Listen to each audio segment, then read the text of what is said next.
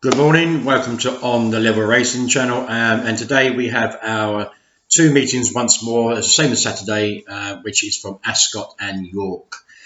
Plus we have one feature, which is the Group 1 Gold Cup over at the Curragh this afternoon, which we will be having a look at to see if we can find a winner from there as well. There is a strong favourite in the race to take on. On to about yesterday, I've had quite bad feedback on a few points I've made regarding Enable's win yesterday. Now, it's from my personal point of view. I don't think it was that impressive. I don't think he beat anything impressive in the race. And I think she will find it very tough to win the York this year, I think. People seem to think that she's good enough. They seem to think she impressed to win the King George the six for the third time. Let's be honest, it was a very, very poor turnout. Three runners, and for me, it was just like a run. The soft ground did come. Some people obviously slated me for that as well, saying that, oh no, it wasn't the ground that affected her bigger run. It wasn't the fact that this and this and this. But I'm going to tell you now, okay, this is from my personal point of view and my experience, okay, she won't win the York, okay. It's a very, very strong thing to say, but I'm very, very surprised if she does win the York. As for her run yesterday, the ground was still coming up good, but the rain had got in. It was pouring down there when she ran yesterday, and I think it went into her favour. Japan didn't act on the ground at all. For me, Japan is. I tipped him up, but for me, he's just a wayward horse now. He's gone totally backwards, and again, you know, the form of the Irish Derby winner again isn't that very special either in Sovereign. So she hasn't really beaten much. She's had a blowout again. She's reversed, or she's beaten Japan again for the second time. But if we look at last year's arc, she got done on the line. Not done on the line. She got done by 11 1/4. I think that was sottish ground over there. There was no excuses for her. She went for the lead. She went clear, and there was no excuses. She just didn't find enough at the business end. And now she's coming as a 6-year-old. I think things are even going to be tougher now, especially the likes of Love coming through. And she's going to be vulnerable again. She's very, very vulnerable again with a turn of foot horse in the finishing stages at the York. But obviously there'll be many people there saying to me, yeah, she'll win the York easy. That was a lovely race. I win the Queen Elizabeth there for the third time. Wake up, guys. You know what I mean? She didn't beat much. It was a blowout again for her, and a very good blowout. She showed a good turn of foot. Frankie was happy with her. That's the way it should be, and Gosling was happy with her. But I think she's beatable. I think if she goes very short in the to retain the arc, I'll be laying her. To be fair. So that aside, I mean, obviously, everyone deserves their own opinion about the race and about the horse, but we will see come arc if I was right or wrong. On to the 155 at Ascot, which is a 5 furlong race over good ground. As I said, it's gone from good to firm to good ground, so the rain has got in a little bit here, not drastically, but I think enough to obviously change the results here. However, I think Ed Vaughan's horse has been quite frustrating to follow over this since the return, and even last year, but not overly raced. This Scat Daddy colt, Magic J. I still think there's more improvement to come from this horse. Quite taken with the win 10 days ago when beating Contract at Sainsbury's, at Sandown in a Class 3 over this kind of trip. Even though Contract's got the weights here to reverse that form, I just think Contract will come up short again. I think Magic J's got a good turn of foot. Oyster Murphy in for the ride again, carrying 9 stone 7 that day. And you know, got up £2 the weights there. I mean, I don't think it's going to significantly damage his chances. But it is a better race. But I still think Magic J's improving and very likely race considering he's a 4-year-old. On Concheck, yeah, Concheck takes him on again. Has £7 turnaround for 2 lengths. I still think he cut a little bit short against Magic J, as I said. Others in the race here, we look down here, got Tone de Baron of Stuart Williams. Harry Bentley comes in the ride. Came into that race last time out in very good form, but obviously blew up at Ascot when in the Betfred Heritage Handicap when finishing 11th to Joao, which really, well, it's not a bad run. But then again, I think the horse has got to step up again, and 16-1 reflects that. One could be running at a good price here is Stuart Williams' horse here, the other one of these horses here with Sean Levy on board in Street Parade. Now, I think you can probably disregard these last 2 runs this year back on the board when finishing second last at Newmarket, and then went to Ascot and obviously finished 12th in that to Joao. And even though the horse has been consistent enough, he's one of the 5 furlongs with a mark of 95 last May, coming up to 89, so he's dropped £6, and he's quite well handicapped at the moment, Street Parade. And if Sean Levy can get a great toe into the race out of him, I wouldn't be surprised he'd be up there in the closing stages. He's a big price. I think he's about 16-1. Yeah, it was 18-1 at the moment. So it's a big price, but have to be realistic. Can he win this kind of race? The likely race Bombproof come to this. Only he's his 3rd run. Already gelded for James Fanshawe. Came into this race on the back of a win at Beverley back on the 23rd of June when beating a horse called Star Prize. Quite comfortably, but 3/4 length. Plenty in hand over George Wood that day. But Star Prize went to Doncaster and was beaten again quite considerably that time by 4 lengths for mark of 73. Sorry, this is quite a low fare for me, really. I mean, I think even though everyone likes to hate Ryan Moore, I still think you can't overlook the guy. He does pop up. He did yesterday. He popped up with a winner yesterday again, and I think Mountain Peak's run against Joao again in the Betfred Heritage Handicap. He's beat a few of these, but a Plum was back in there. Plum's non-runner here. Jonah Jones goes on one of the card today, I think, in his fancy to win. Fred Walker. So I mean, I can't see why Mountain Peak won't run a big race. It just seems to get for me tap for toe too early. And Ryan Moore is going to be playing catch up again for Mountain Peak. But a reasonably good draw is Stall 2, I think. I mean, if you look at these draws yesterday were coming in, there was a few high draws coming in yesterday, but Stall 2 was doing quite well. It was there about. One more I want to look at here is the top weight here of Marcus Dragonin's first run for the stable here on Mubele. Jim Cranning for the ride, about 12-1. And really, realistically, this horse on French form would have a cracking chance. He's a 5 furlong winner on good ground at Lyon Paris last year. And it went and didn't run too bad in listed company in the Prix du Bonneval. 7th to Tour de Paris. And run a very good few seconds over in France in good company. So, and he does go well fresh. So that's an interesting move. That John Hammond has sold his horse to Marcus Dragonin, and it's the first run for the stable. I want you to put you off backing him each way, this horse. I mean, I can't. He's carrying his 9 stone 10, which is a hell of a lot to lug around Ascot to try and win with.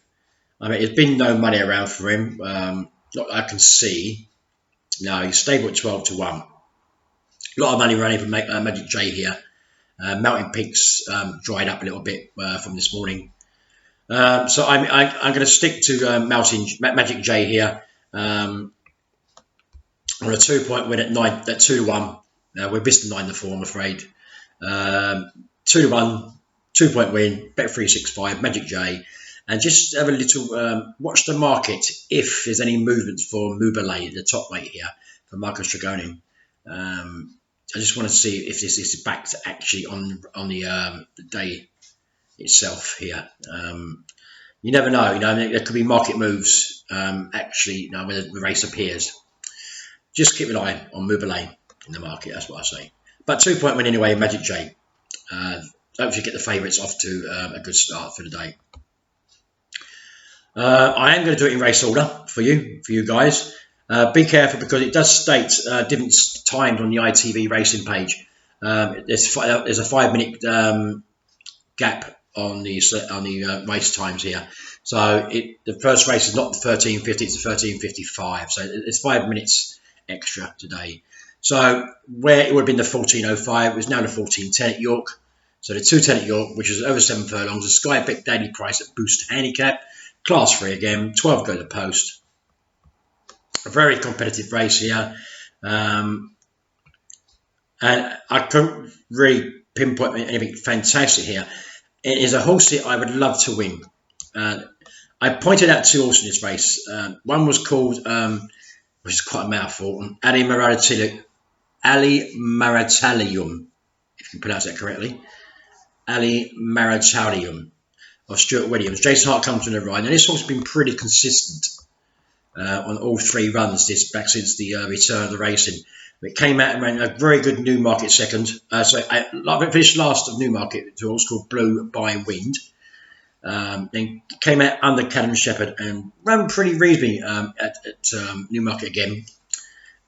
Carrying 9 stone 7, finishing 2 lengths behind Deep Intrigue, and improved again back on the 4th of July, Independence Day, when finishing 3rd over the 7 furlongs at Epsom.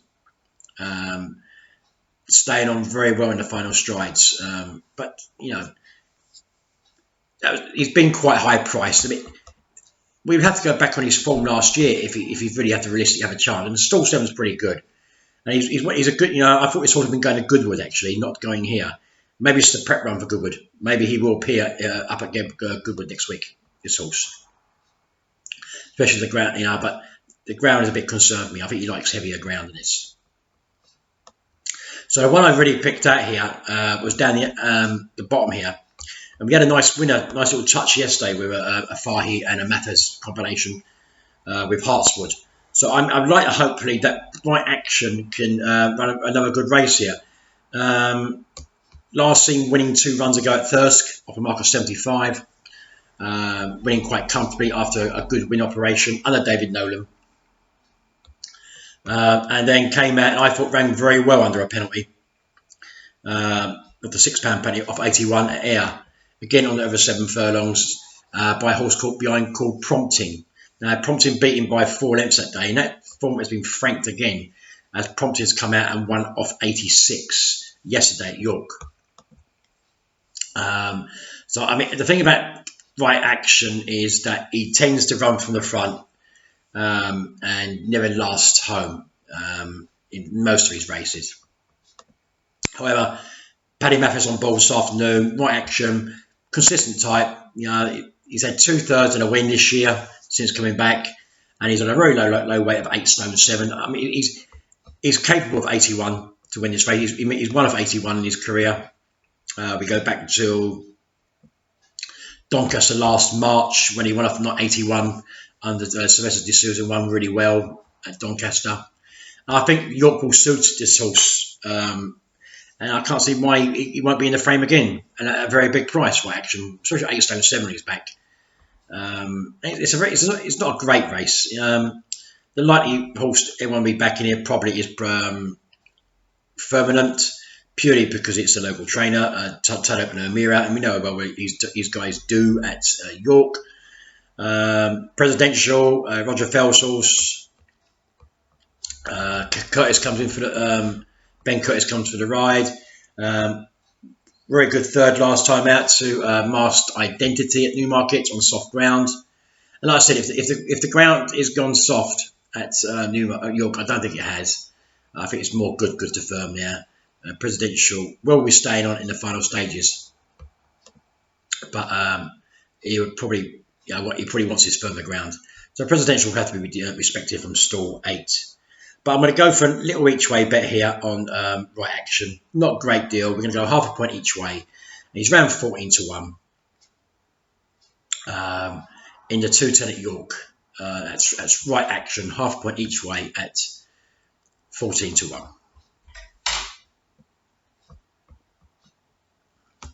We go back over to Ascot, which will be the 230, not the 225 as advertised. And this is the Betfred's Fred's pushes handicap class 2 over just shy of the 1.5.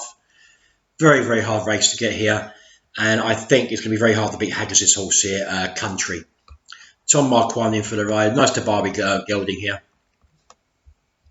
That was quite impressive when beating Front's piece last time out by a length and a quarter. When giving the excess of £6 in the weights here. I do believe that the runner-up here does run today somewhere. But I think Country's going to be very, very hard to beat. That was a very, very good win on good to soft ground over at Newmarket back on the 11th of July. Prior to that, has not really got the wins on good to firm, but he's a good to firm winner. I don't know if in the ground a problem for the horse at all. Like I said, if the rain's got in, perfect. He'll run a Country will be very hard to beat. The other Haggis horse in the race here, we have to Dow Horacegill. Now this horse has been running consistently enough behind some very good horses. I mean, last year at Newmarket, finishing 4th of 5 in a very competitive 1.25 behind Desert Icon. But if we go back last year, I mean, he had wins at Haydock over a minor quarter and a half. Beat a horse called Southern Rock off a mark of 90, and had another win prior to that off a mark of 84. So coming to this off a mark of 98, he's still probably ahead of the handicap here, I think. Number one we have to be very interesting here is David Simcock's horse here, Almania, Ryan Moore. Now, when Ryan Moore is riding horses that you don't generally see him ride for trainers, you have to take note. And I think Almania was quite consistent last year. And the fact that he ran at Ascot on the Royal Meeting in the Copper Horse Handicap, finishing 3rd to Fajara Prince, who we put up as a winner. I think we could see a big run from Almania here under Ryan Moore. He was rated 97 that day. Wasn't fancied to win the race. He's rated 99, up £2. I think we could see a big run from Almania here under Ryan Moore. I mean, you can't disregard the guy that well. Even though I like Country, I mean, the two Haggis horses got to respect because obviously the way the stables are flying at the moment. And Almania from stall 1 has a lot to do, really, under Ryan Moore. But I would like to think that Dow Horacegill is probably a little bit exposed now. Country was impressive last time out on good soft ground. And Almania hasn't been really pushing the boat out that much to think about that the horse can't win a race like this. And even Sam Cook down the bottom here for Ralph Beckett. Another horse that was a very good third on soft ground over mile 6 and didn't really get home. And the step back and trip for this horse is going to be very, very beneficial. But he's won over at Chester this year, tight track, over the 1.5 on soft ground. But the ground has to be soft for this horse to win, I think. I don't think the rain's got enough to give Sam Cook that chance. Mandarin, well, probably one of the most frustrated horses for David Loughnane. She's changed from Ian Williams, now new run for the new yard. She had a couple of nice wins last year at Windsor and Newmarket of 81 and 86. He comes into this obviously, of 92. Bit hard to see a horse winning from that. So No, I mean, I think Country's definitely got the draw in stall 8, sorry, to win this race. But I just think Ryan Moore could, probably get a bit more out of Almania here, and we could see a surprise winner here. Jeremiah, sorry, Charlie Fellow still said Jim Craddock for the ride on Jeremiah. Last win came over the distance at Thirsk for a mark of 80. We're winning quite comfortably there last August. Coming here off a mark of 93. Probably wants to step back and trip here. Charlie Fellows Jeremiah could run a big race, but I'm going to go here. My head says Country, my heart says Almania. It's Ryan Moore versus Tom Marquand, and we know where that's going to go usually. But I think that the fact that Simcox managed to book Ryan Moore in this horse, I think it's significant enough. So I'm going to go 1 point win. I'm going to really stick my neck out here and 1 point win at 9-2 on Almania. I wouldn't be surprised if Country goes home and scoots home now and does me. But I just think Ryan Moore is a significant booking here on Almania. That's 1 point win at 9-2 in the 2:30 at Ascot. Back we go to York, which is the 2:45, which is the Sky Bet Extended Dash Handicap, class 2 over 6 furlongs, formerly known as the Sky Bet Dash. And here, like I said, that Jonah Jones of Ed Walker and Dettori Wright goes here.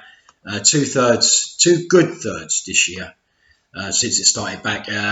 Good third at Haydock, off a mark of 88. Then he got hit with a £2 penalty, and ran a very good third in the Brentford Heritage Handicap at the Royal Meeting.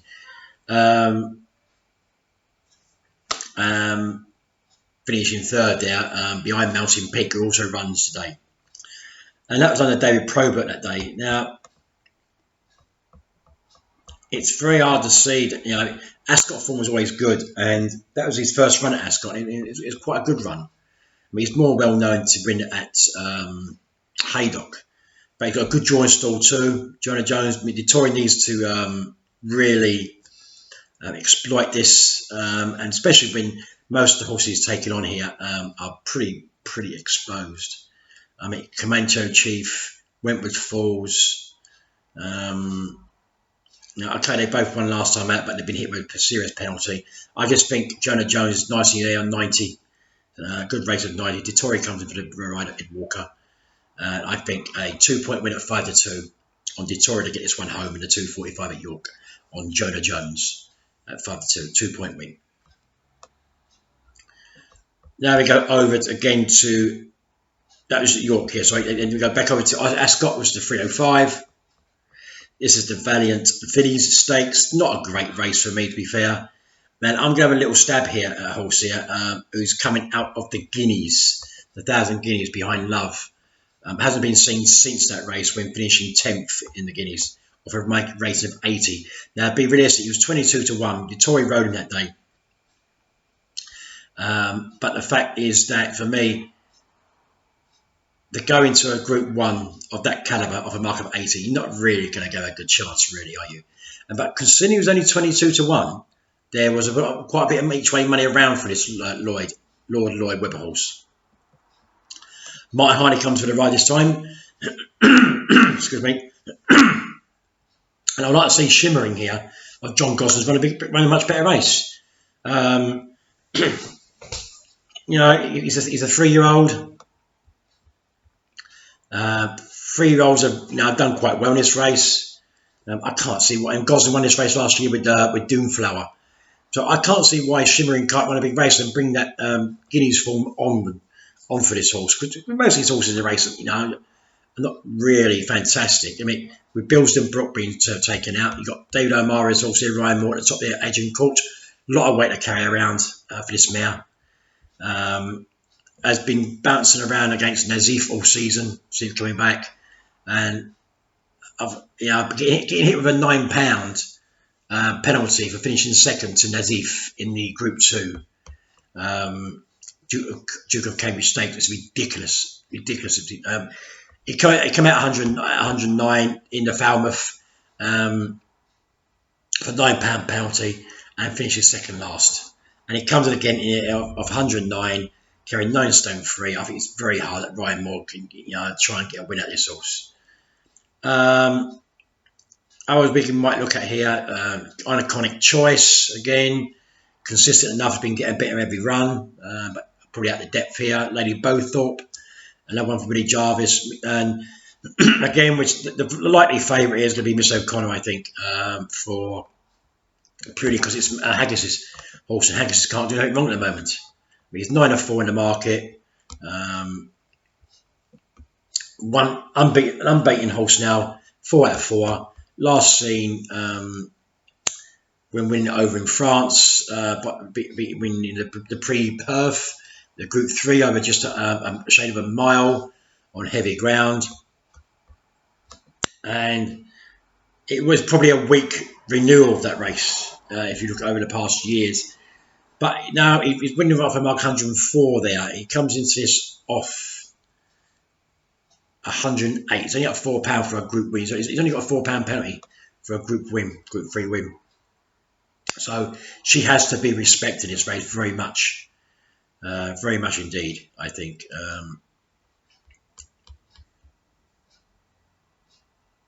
Yeah, I think she'll run a big race, but I'm going to go for Shimmering here each way. I think Gosden's horse could, obviously come on from that Guineas win. As I said, we haven't seen him since then. So I'm going to go half point each way at 10-1 with Shimmering in the 305 Ascot, the Valiant Filly Stakes. That's half a point each way at 10-1 and Shimmering. We're going to head back to York for the last race of the day, I believe, at York on TV, which is the 320, which is the Lyric Fillies Stakes over an extended mile and a quarter. Again, it's a listed event. Very strong favourite here for Dettori and Gosden in Franconia. I think she will be very hard to beat in this. Again, we've only got 7 runners, which is sadly we've lost Shamade, which makes the each way bet even harder. I'm willing to have a little bet here on.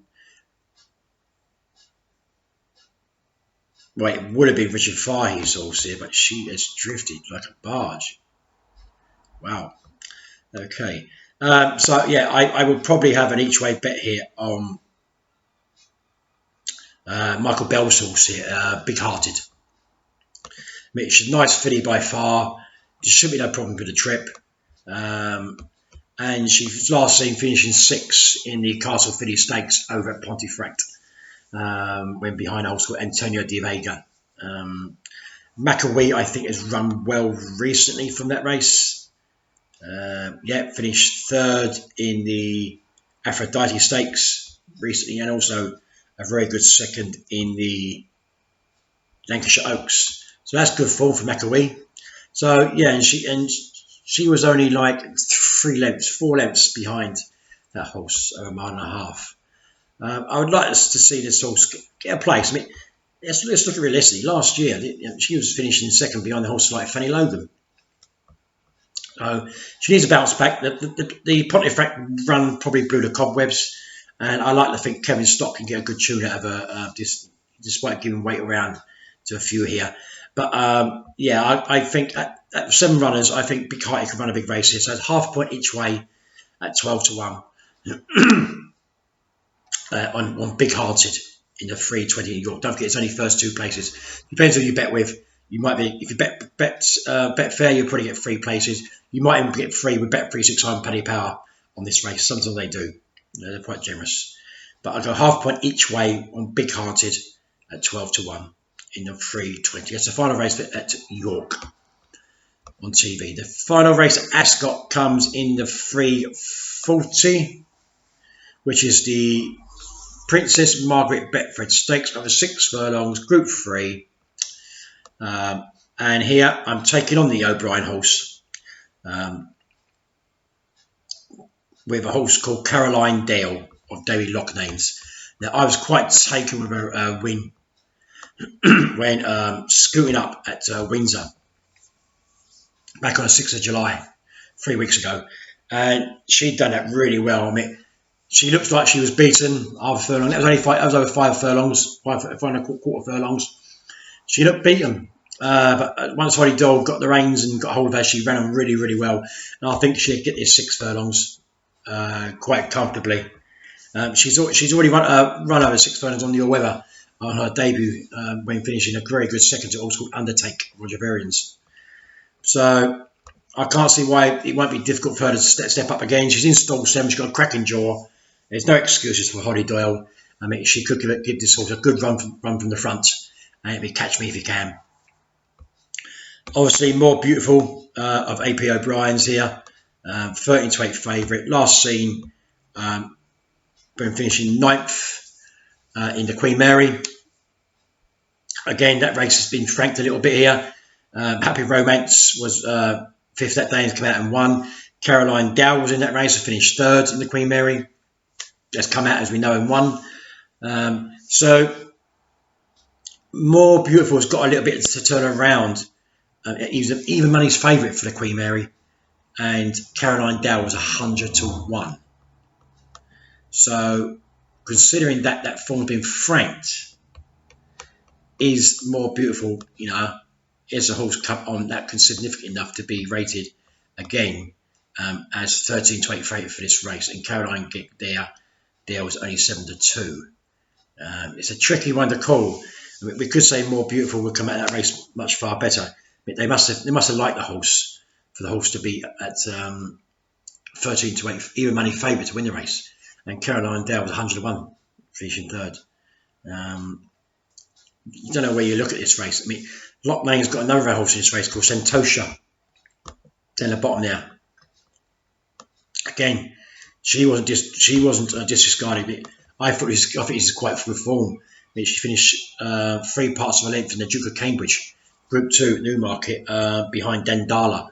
And back in 5th that day was Hulla Hulla Hulla, who runs on the same card here. Now, that was over 6 furlongs on soft ground. And I think that is exceptional form for me. Especially finished behind a horse called Dandala. That's why I said this race is so difficult. I mean, Caroline Dow, you could, if Holly Doyle gets the run on the rails here, and she can get a good rhythm into Caroline Dow, she could be hard to be pegged back. She proved it already. Hala has to step up for Kevin Ryan. I think is that this race is too strong for her, I think. It's better horses, but it's a Dandela form. It's quite interesting to me from Newmarket, and I think Santosha could run a very big race here. His other horse in the race here,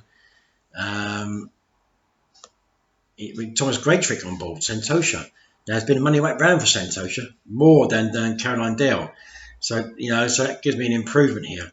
So I'm going to give this a little bet here. A 1-point win at 4 to 1 on Santosha under Thomas Greatrix down the bottom there.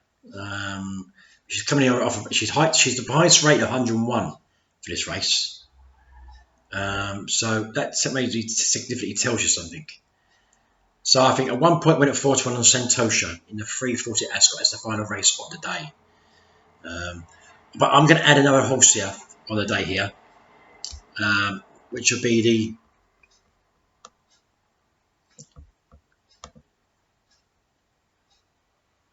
I'm not going to play the Group 1 race in Ireland. It's just a fast. I mean, if you back a bit in Ireland with confidence, I'd be surprised. I couldn't. Right, it was the 3:55 at York. I'm going to play here. The Sky Baker's Handicap. This is not on TV.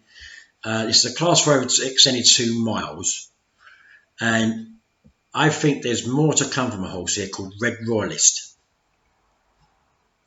Stuart Edmonds' horse, Duncan Costello rides. I don't think the horse was overexposed when finishing an exceptionally good second at Chepstow last time out, behind a horse called Le Musée, and was held by the winner, but kept on all the way to the line under Duncan Costello from 9 stone 7.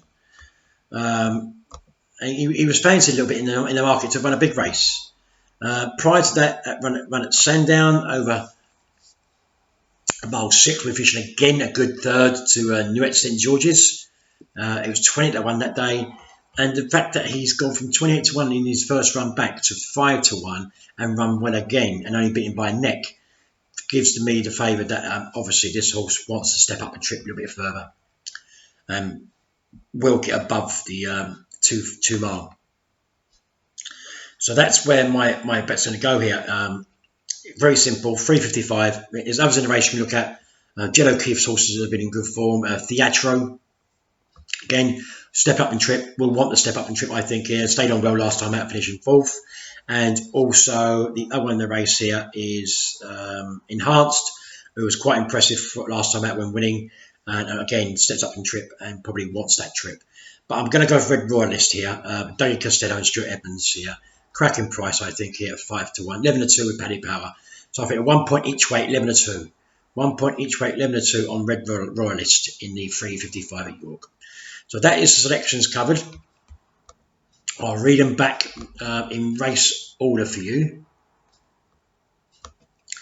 So the 155 at Ascot we kick off, and that's a 2 point win on Magic J at 2 to 1. In the 210 at York,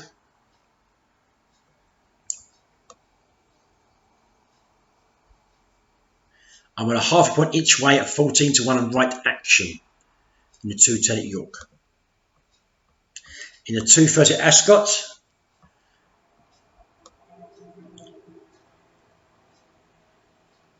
I am on 1 point win at 9 to 2, on Almania. In the 230 at Ascot, 1 point win on Almania. On to the 245 at York. 2 point win, Jonah Jones, Dettori riding in the 245 at York in the Skybet Dash. That's at 5 to 2, Jonah Jones. In the 305 at Ascot, the Group 3 pattern level. Here I'm going to be backing half a point each way, 10 to 1 on Shimmering. In the 305 at Ascot, Shimmering, half a point each way, 10 to 1. In the 320 at York, as we know, we've got a very strong favourite in this race here, but I'm going to go half a point each way, 12 to 1 on Big Hearted. That's the 320 at York, Big Hearted, half a point each way, 12 to 1. And the final selection of the day will come in the 340, I think, at Ascot. No, sorry, second from last. 340 at Ascot. I'm going to take on the favourite here with Santosha, 1 point win Santosha at 4 to 1. And then an extra one here, which is not on TV, which is the 355 at York.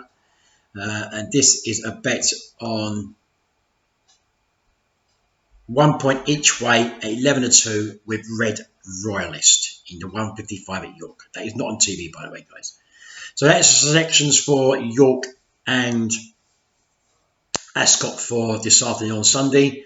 If we went over to the Irish race here, the Curragh race, I wouldn't advise it. I wouldn't really get stuck in too much into it, even though it's a Group 1 race, guys. I'm going to get it up now. Have a look at it. Let's have a look.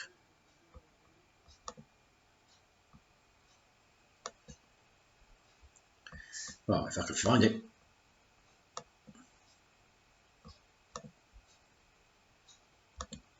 Maybe they cancel it. Oh, we go. The Tattersalls Gold Cup. Now, it's over a mile and a quarter, and we know Magical is a class of. He's 1 to 4 to win the race.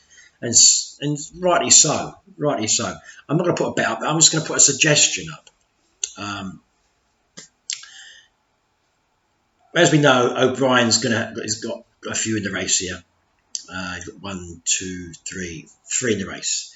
Jessica Harrington's got Leo De Fury. Now, don't overrate Leo De Fury too much, because she's got quite a good horse there in Leo De Fury. St Dragonet, 21 shot with EJ McManama on board.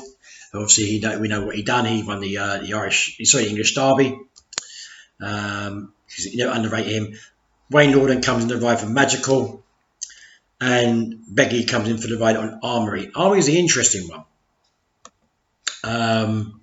Probably want a further trip than this, but Fourth in the 2,000 guineas behind Siskin, the Irish 1,000 guineas guy that is, and has run well at the Curragh before. I mean, he won over 7 furlongs of Group 2 last year here at the Curragh, when the Futurity Stakes, and came out and finished second to Pinatubo in the National Stakes.